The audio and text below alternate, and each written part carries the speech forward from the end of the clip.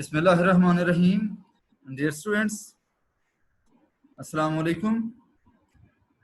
Today we will discuss about terms and rituals of Hajj. Terms and rituals of Hajj and Umrah. First of all, we should discuss Miqat. What is Miqat?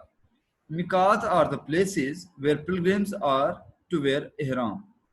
The last Prophet Muhammad sallallahu alaihi wasallam fixed some places for pilgrims coming from different parts of the world, such as Zulhulefa for the people of Medina, Al Jufa for the people of Syria, and Yalamlam for the people of Yemen. These places are called Miqat. It is obligatory for the pilgrims to wear ihram before leaving Miqat for Makkah. So as soon as the pilgrims reach Miqat, they must take a bath, they must put on ihram, and then they should start their journey ahead. Means if they are to go to Makkah, they would leave Miqat after wearing ihram. It is compulsory for them. Without wearing ihram, they should not leave Miqat. They should not go ahead.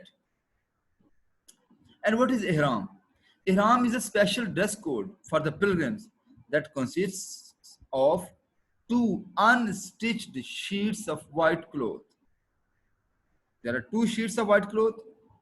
One sheet is used to cover the upper part of the body, and the other sheet is used to cover the lower part of the body.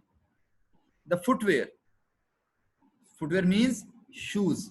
The shoes should be below the ankle. Women put on ordinary clothes. Women do not need to wear two unstitched sheets of cloth. They should wear ordinary clothes. Men are not allowed to cover their heads, while women are not allowed to cover their faces.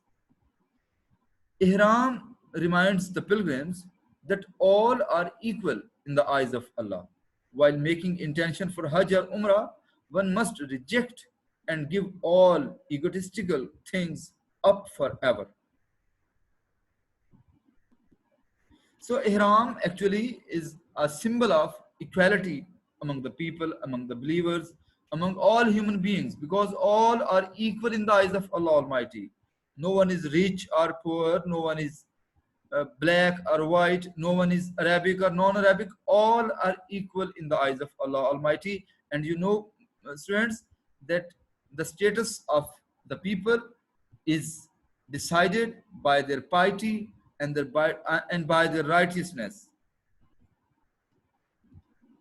While in the state of ihram, the pilgrims are not allowed to shave or trim their hair. They are not allowed to indulge in marital relations. They are not allowed to use perfume, oil, or soap. Similarly, the pilgrims are not allowed to hurt or kill animals. However, the harmful animals can be killed in certain conditions. Men are not allowed to cover their heads, and women are not allowed to cover their faces while in the state of ihram.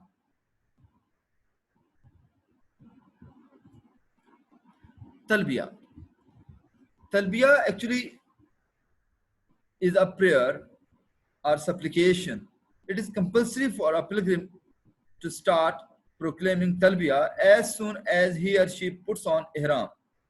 You know, ihram is put on at the place of miqat. So as soon as the pilgrims wear ihram, they must start reciting talbiya in a relatively loud voice. Pilgrims must continue offering talbiya for Hajj until the end of Rami on the 10th of Zulhajj. You know, the first phase of Rami is performed on 10th of Zulhajj.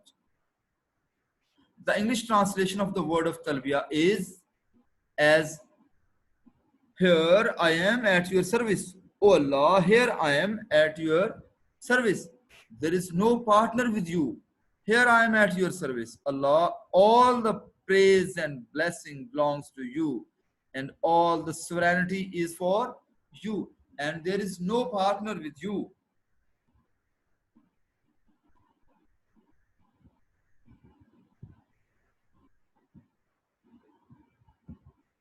Tawaf.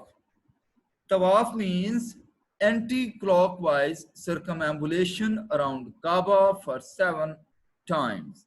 Circumambulation means going around the Kaaba, but your direction must be anti-clockwise. Boys and girls, you know what is clockwise motion and what is anti-clockwise motion. So the pilgrims are required to go around Kaaba anti-clockwise for 7 times. This is known as Tawaf.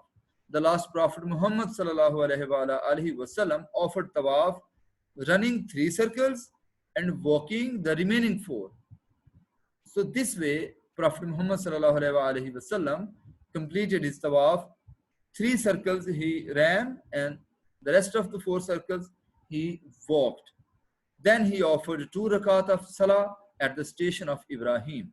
The Tawaf starts and ends at the black stone. Black stone, you know, is fixed in one corner of Kaaba. So the pilgrims must start their Tawaf from that corner of the Kaaba and they end their Tawaf at the same corner.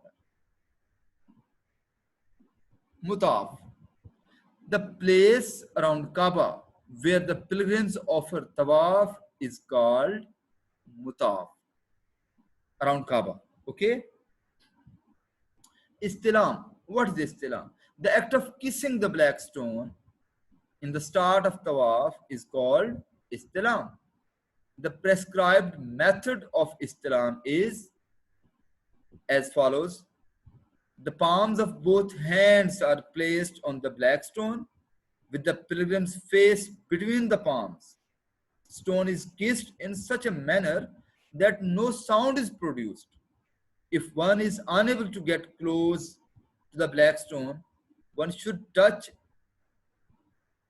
the black stone with the right hand and the hand should be kissed. Means if he or she is unable to get very much close to the black stone and to kiss it by his or her lips, he or she is allowed to touch the black stone with the right hand and the hand should be kissed then. Sa'i. Sa'i is actually the reenactment of Hazrat Hajra's distressed reaction after Hazrat Ibrahim alayhi salam left her and Hazrat Ismail alayhi salam in Makkah. You know, students, Ibrahim alayhi salam was the Prophet of Allah Almighty and he left his wife Hajra salamul alayha and his son Ismail alayhi salam at Makkah following the orders of Allah Almighty.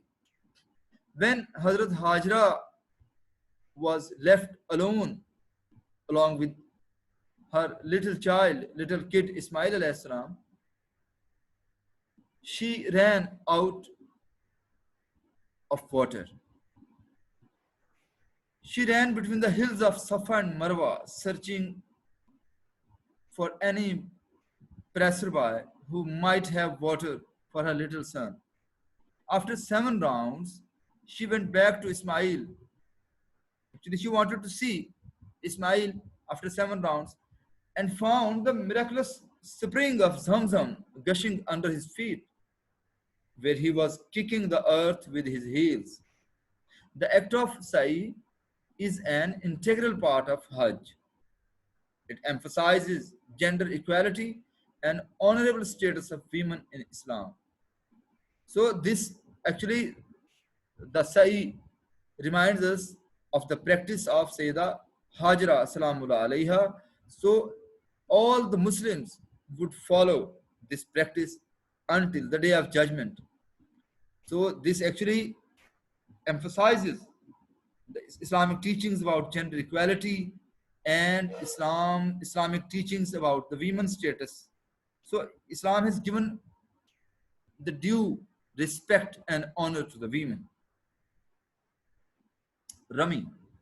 Rami is the act of stoning Satan. Satan, you know, we call it Shaitan, and in English it is called Satan. The significance of performing Rami is that when Hazrat Ibrahim alayhi salam was on his way to follow Allah's orders and sacrifice his son, Satan appeared 3 times at different points to stop it. Hazrat Ibrahim alayhi salam recognized him that he was Satan. So he threw stones at him on all three occasions. Muslims follow his practice in Rami and reject Satan. Sacrifice. Each pilgrim sacrifices a goat, sheep, or some other prescribed animal. This rite is also associated to Hazrat Ibrahim alayhis salam's readiness to sacrifice his son following the orders of Allah. You know, students, Allah Almighty ordered Ibrahim alayhis salam to sacrifice the most beloved thing of his own. So Ibrahim alayhis salam honestly thought that the most beloved in the world to him was his own son. So he was ready to sacrifice his son following the orders of Allah Almighty.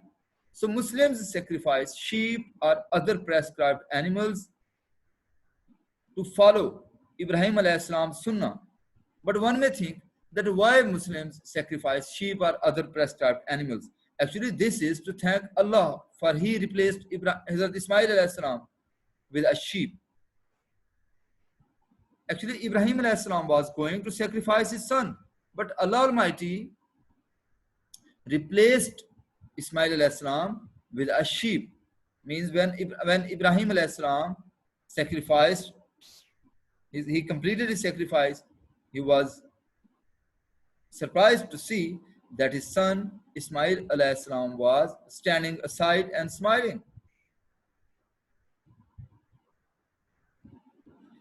So students, this was our today's lecture, and I hope inshallah you would be able to understand different rites and terms associated to Hajj and Umrah.